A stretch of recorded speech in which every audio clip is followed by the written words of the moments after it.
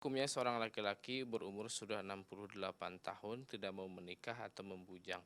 Nah, jadi saya pernah bertanya kepada dia, tentang berapa cucunya dan dia jawab, "Jangankan cucu, nikah aja belum," gitu.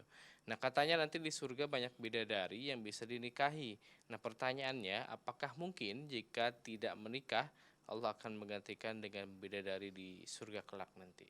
Iya, berkaitan dengan apakah, apa namanya, jika tidak menikah, Allah Mhm, akan menggantikan bidadari di surga kelak. mhm, Maka, kalau kita, baca bahwasanya tidak ada syarat yang, menentukan bahwasanya seseorang itu mendapat bidadari, harus dia sudah menikah dulu di dunia, mhm, mhm, ya, harus dia sudah menikah dulu di dunia. Bahkan yang sudah menikah pun dia akan mendapat bidadari, dan yang belum menikah juga dia akan mendapat nikmat berupa, bidadari di surga. mhm, Namun yang perlu digarisbawahi, apa alasan seseorang itu menolak untuk tidak menikah atau mhm, menolak untuk menikah? mhm, Ya, kenapa dia tidak menikah?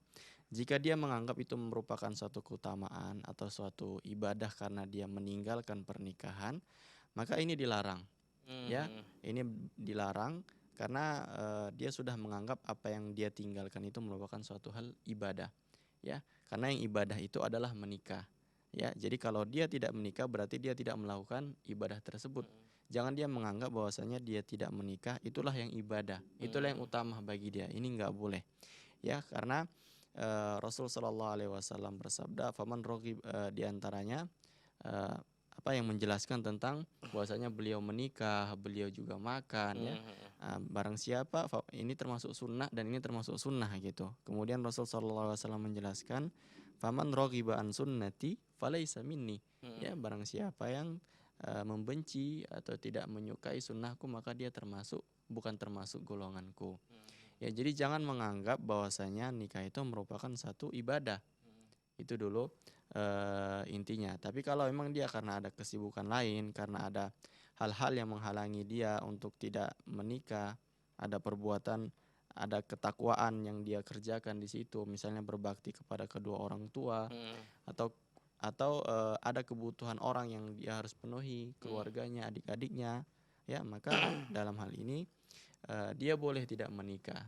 mhm, mhm. Seperti itu, Allah taala a'lam. Oke, kalau misalkan dia dengan alasan takut gitu ya, Mhm, takut dengan permasalahan-permasalahan yang muncul, salah satunya mungkin masalah rezeki nantinya, iya. ini gimana tuh?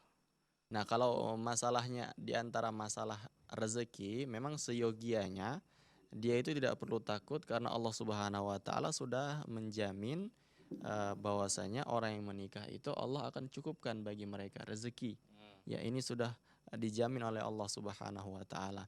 Dan ketika dia menikah, dia bukan menanggung rezeki orang, mhm, ya, yang menanggung rezeki istrinya, anaknya itu tetap Allah. iya, Hanya saja mungkin melalui perantara dia nantinya. mhm, Ya, jadi, karena permasalahan rezeki itu bukan merupakan satu apa namanya, satu penghalang seseorang itu untuk tidak menikah. mhm, Ya, jadi tidak boleh dia menunda pernikahan hanya karena masalah masalah rezeki. mmm, Allahu a'lam. oke, oke.